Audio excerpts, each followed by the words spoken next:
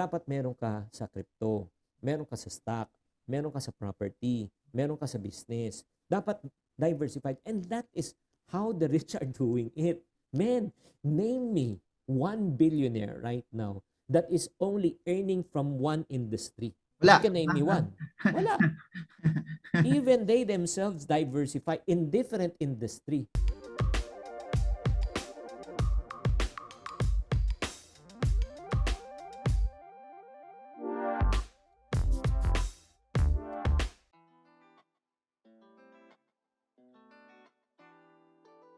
Ang parang parameter ko to keep myself safe, I always invest the amount of money I can afford to lose.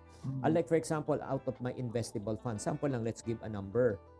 Let's say 1 million, sample lang.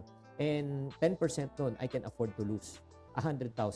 So maglalagay na ako ng 100,000 on something that is high risk in nature. Diba? Just in case na magkamali ako, that's 100,000, I can recover from that. Sa painting, sobrang hirap ma-validate. Kunyari, lalo na patay ng artist kung legit talaga yung painting. Unlike NFTs, everything is in the blockchain that kita mo talaga kung saan galing all of the transactions in its entire history andon.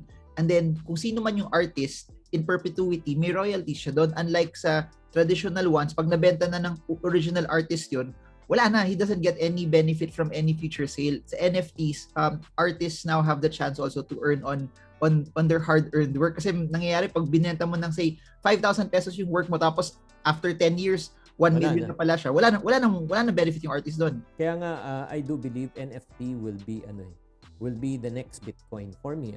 Nakikita ko talaga. Kaya right now, I'm seriously looking at it, and then pinag-aaralan ko talaga kung paano talagang mag-create ng also ng passive income from there. NFT gaming, your thoughts on that? You have so much videos on it also, pero from all that you've seen, how would you summarize NFT gaming, lalo na sa Philippines?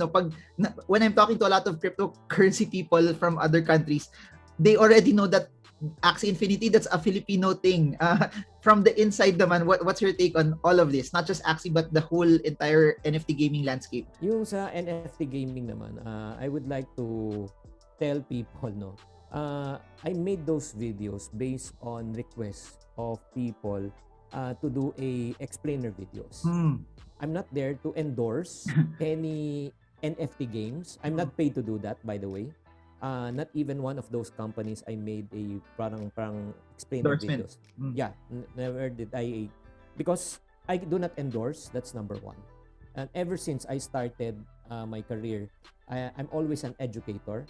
And if there are companies who partners with me and then tells me to do a video with them, and then they pay me to do it, and I'll be glad to do it. But before I do anything, I make sure talaga na credible sila.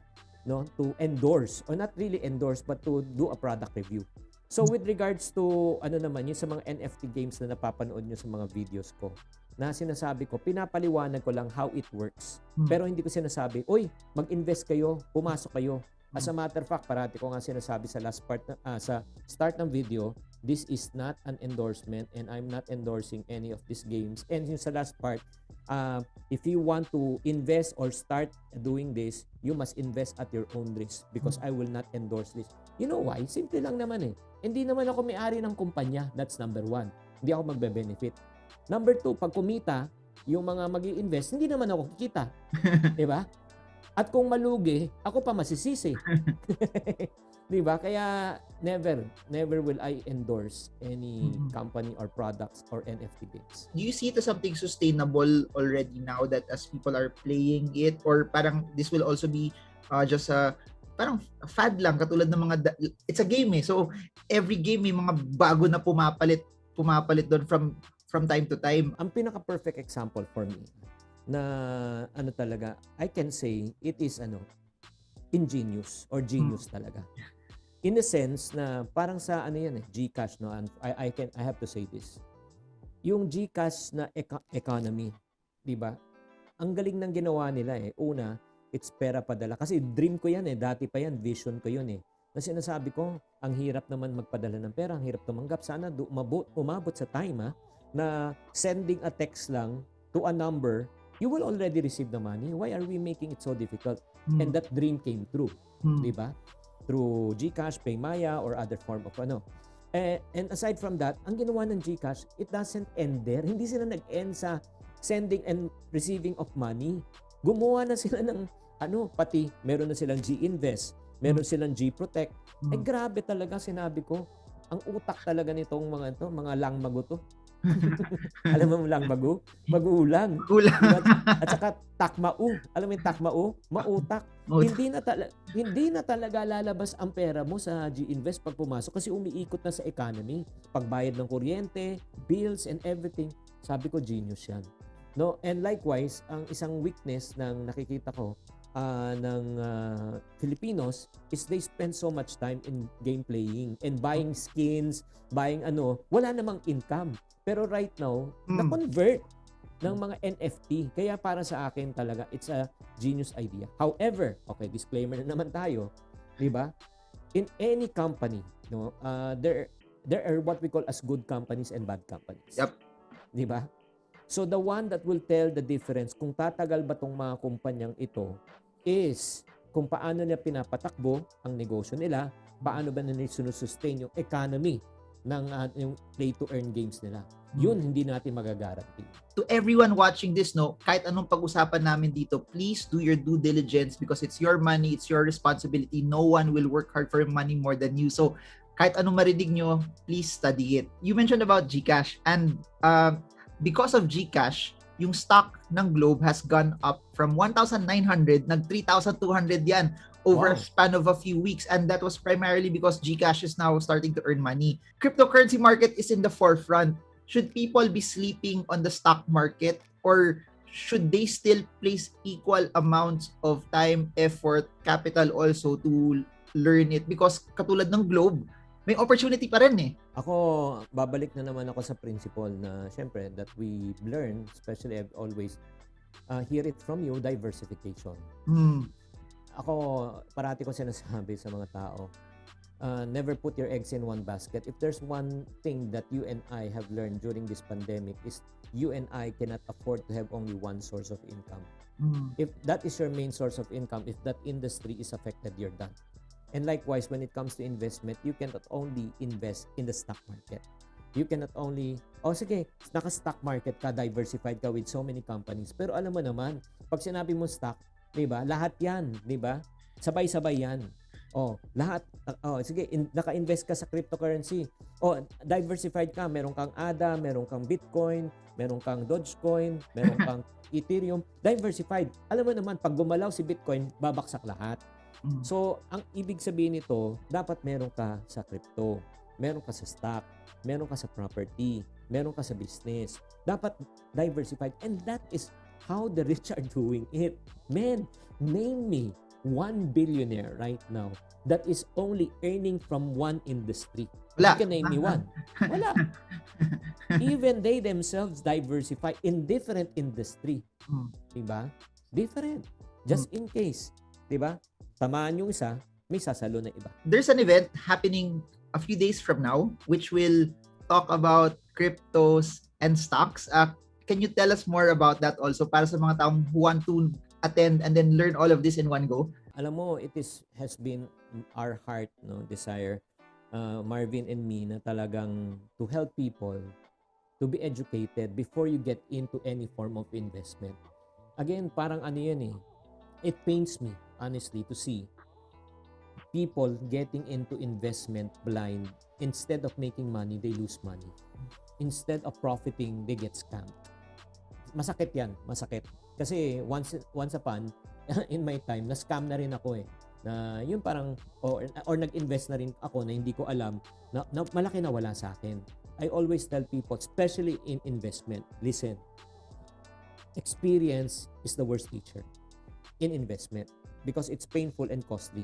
But learning from other people's mistakes and experiences is the best teacher when it comes to investment.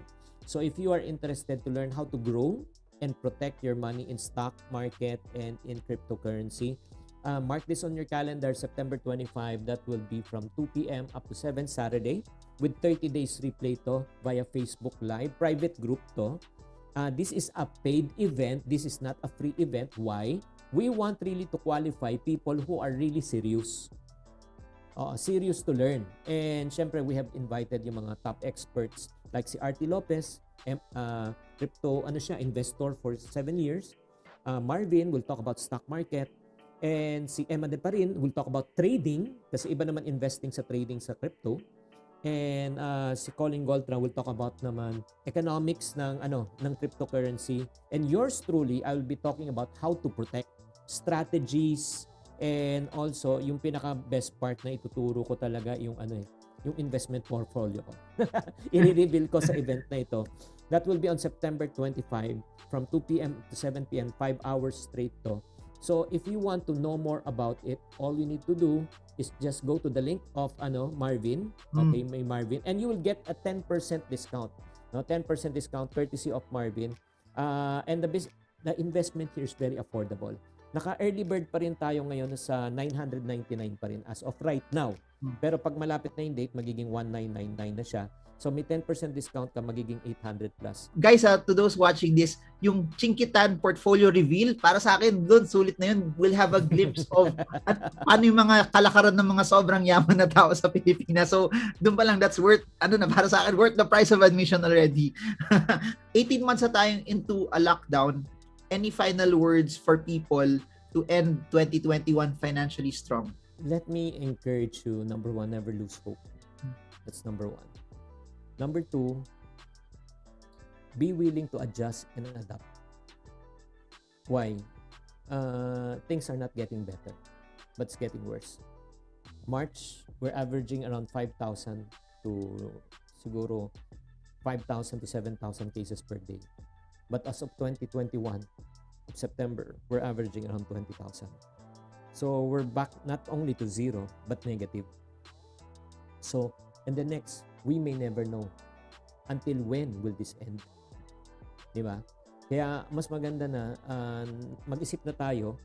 We expect the best that COVID will end soon, but we prepare for the worst na this will be already part of our life. Okay, kasama na to sa reality natin. The COVID will here be to stay. So the question right now is not only to survive. Kasi pag 2 years ka na nagsasurvive, mahirap yun, survival mode. Dapat ang mindset na natin ngayon, how can I adjust and adapt not only to survive, but to thrive. Dapat nasa thriving mode tayo. And there are a lot of opportunities that out there, ang kulang lang talaga is information and knowledge and application for you to really get started. Wow, well said. So never lose hope, guys, and keep on pushing and moving forward. Thank you so much, Chinkee Tan, for joining us. It's always an honor to have you here. And to everyone watching this, I hope this video helps you trade well, trade strong, trade smart. See you all again soon, and God bless you all.